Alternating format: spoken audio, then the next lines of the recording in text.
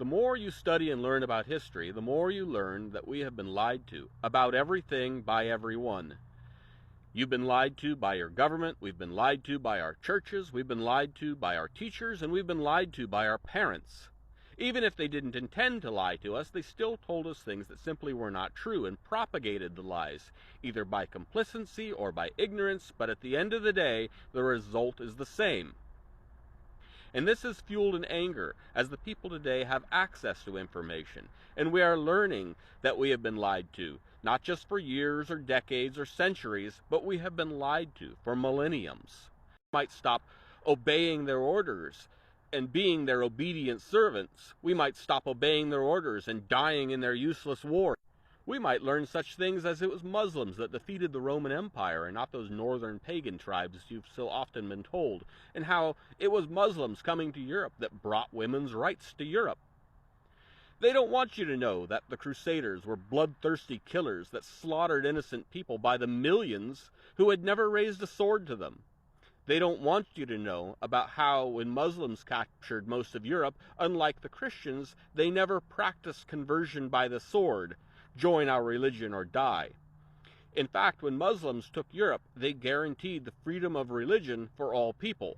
That's why when the Muslim Empire was eventually defeated in Europe, Christianity still dominated the European countries. Muslims had never forced conversion. Even atrocities such as the Crusades were somehow excusable or understandable as they served a greater purpose.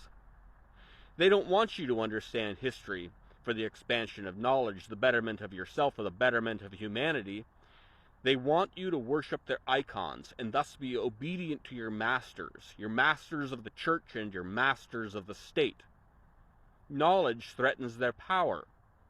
They know that in the long term, when enough people have that knowledge, their power will cease to exist.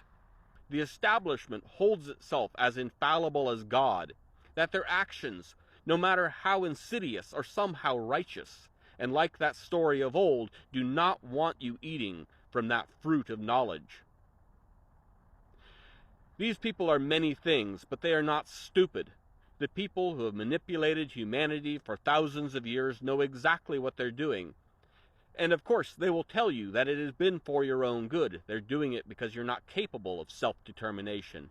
You're not capable of ruling over your own life.